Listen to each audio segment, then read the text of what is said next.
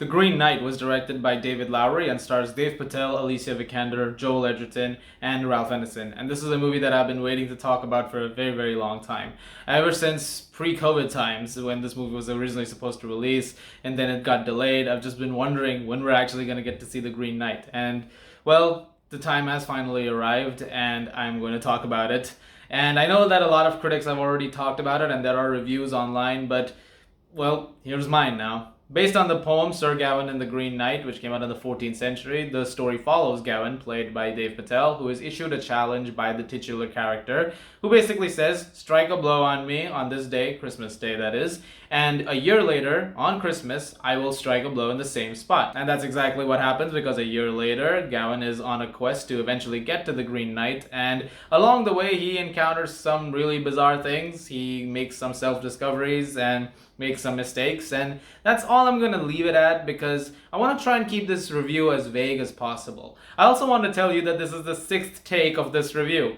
What I mean to say is, 5 times I've tried reviewing this movie right now in the last day, and I have failed miserably. That has to do with the fact that I was having a hard time sort of finding the right words. But the right words also means not spoiling anything, which is obviously not something I want to do. And so I'm trying to measure my words as I talk about the rest of the movie. When it comes to Lowery's movies, I've been a fan of a lot of them. This Ghost Story in particular is one that I've gone back to in terms of just bringing it up as a movie that really needs to be seen. It's one of those movies that's just such an experience that it's hard to get it out of your head. I remember the first time I saw that movie was in a less gracious space, which was on a flight 35,000 feet in the air over Amsterdam, and all I can tell you is that there was a point in the movie, as brilliant as it is, where it sort of gets you so depressed and so much in the feels that I sort of contemplated jumping out of the airlock. Probably would have done it, actually. Something stopped me, I guess. I don't know. But when you have a director who is as amazing as that, who can make movies like that, I'm very excited to see what else he can bring to the table. And so with The Green Knight, bringing a very Shakespearean epic of sorts to the big screen, I'm very excited to see what he can do. And this is maybe his best work. I think there is a genuine argument to be made that this is his best movie. The Green Knight is a really remarkable film. It's something that I'm still processing as I'm reviewing it, and as I'm talking about it right now, 6 takes later, I'm still trying to process exactly what I think of it and what some things about it really, like what things we see in it, what they mean, the interpretations of it, which I feel like is going to be an interesting conversation. If you're somebody who has seen the movie and you have your thoughts on how certain scenes played out, I'm very interested to hear it in the comments below, what your thoughts are on certain scenes. And just try to hide the spoilers under like a dotted something like that so that people don't see it the first thing. But there are so many different ways to look at this movie, and I've been enamored by it for like the last few hours now since I got done watching it. I mean, let's just talk basics at first. The performances are brilliant. Dave Patel, maybe the best performance of his career over here. He is excellent. He does a really great job just disappearing into Gawain, and he just becomes this. He basically becomes the character. It's hard to see Dave Patel after a while. And the same can be said for anybody else who is in this movie. The performances are really great. Ralph Ineson as the Green Knight himself was fantastic too in the scenes that he had. But really, this movie is a visual storytelling achievement, and it is beautiful. This is some of the best cinematography of the year. It looks absolutely gorgeous. The visual effects are terrific as well. And this movie is a testament to you don't need a massive budget to make something look great.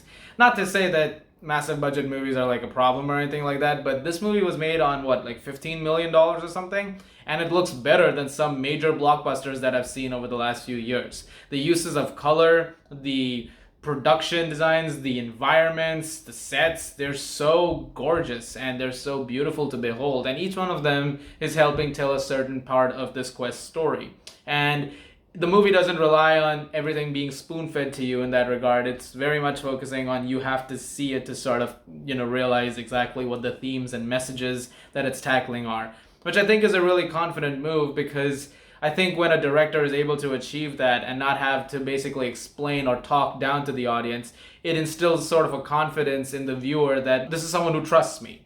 And this is someone who can I can rely on in terms of like telling a movie story without having to necessarily think everybody in the audience sitting is stupid or something like that. That being said, there are moments where the movie will sort of stop and kind of explain to you what's happening. Very similar to a ghost story. If you've seen that movie, you know there's that scene with the party in the middle where the character just kind of tells you what's going on and you sort of get the overarching theme of the movie in that moment. Similarly, there is a scene in this where a character is talking to Dave Patel and you sort of get a bit of a you get a summation of some things. And so as the movie is progressing, you're like, yeah, well, this is obviously enacting on the basis of what was said over here because the message has been given. Although, if you're watching the movie throughout, you can see that told in certain scenes and certain visuals too.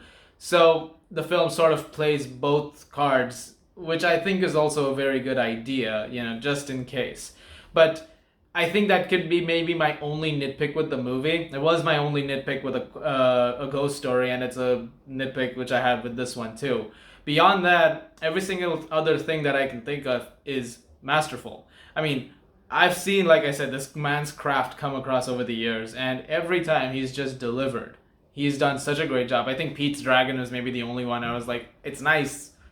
It's not as good as the other ones though, but still nice. But with the Green Knight, it's just gone to another level, this man's craft. I also have to give a special shout out to Daniel Hart's score. It is gorgeous. This is some of the best music of the year too, and to people who are picking it up on vinyl, good for you, because I don't know if there's a disc version, and that upsets me. So I'm just gonna have to stick to listening to it on digital. But the score is used wonderfully too. There's some great rhythmic usage, and there's some really great use of instruments, especially towards the end, in terms of some of the stuff in the third act, is downright beautiful. It is really gorgeous music, and if in a just world, I would see this up for like an original score Oscar.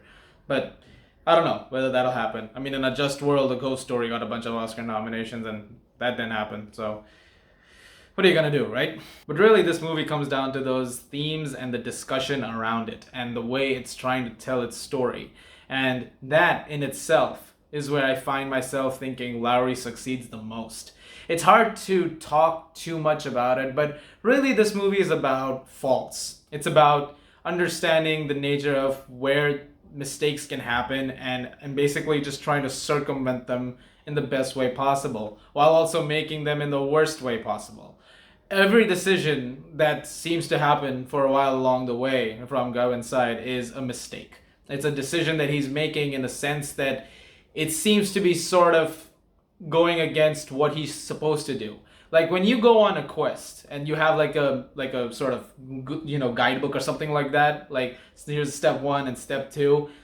He doesn't do step 1 or step 2. Like he starts out fine and then eventually he makes mistakes that are very obvious, like, okay, you're not supposed to do that. You're over here, if you have this, you're not supposed to do this. And so he makes very obvious mistakes because he's just quickly trying to rush into something that he's not quite ready for and he thinks that he is ready for. And something about that character study aspect of it is really important. Speaking of which, it's very important to note that when you're going into this movie, don't expect a medieval fantasy kind of thing. Like, don't expect Lord of the Rings, because the trailers sort of marketed it that way, and I feel like that is the biggest mistake. Because this is not Lord of the Rings. This is not an action-packed movie. If you're expecting giant sword fights with armies, you're not quite gonna get that. This is a character study. It's about humanity, it's about the world around us, really. And I don't want to say any more because I feel like I'd be giving something away.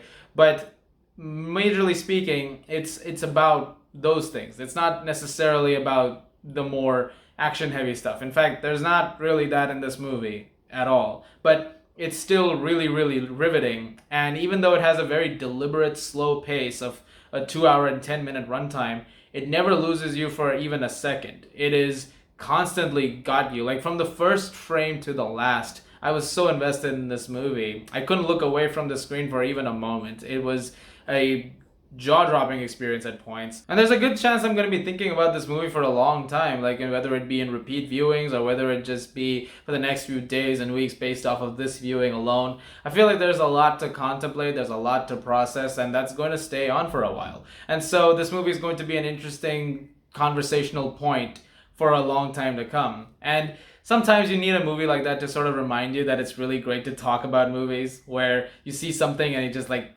that's it. That reminds me why I like talking about films and why I love this medium sometimes.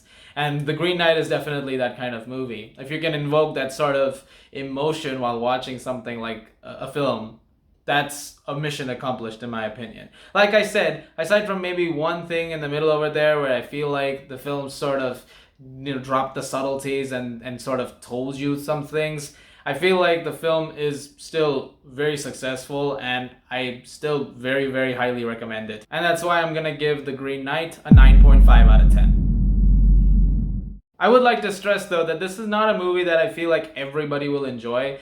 I feel like there are going to be some divisions. In fact, there's a very likely scenario. I'm not just saying that in terms of like, general audiences, but there might be someone who watches this and say that the film is not trying to say anything really. And you can feel that way because there are points in the movie where you'll be going across it and you'll think, what's the message here? Is there a message here? Or is the movie just showing me pretty things without really having anything to go with it?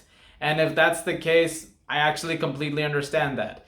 The divisiveness for this is a reasonable thing, but I really, really love what was on display here, and I can't wait to talk about it with more people as the days progress. Guys, thank you very much for watching. Look forward to more reviews very soon. A lot of things coming out this weekend, like Night House, Reminiscence, Annette. Lots to talk about. As always, if you like this, please do subscribe, and I'll see you guys at the movies.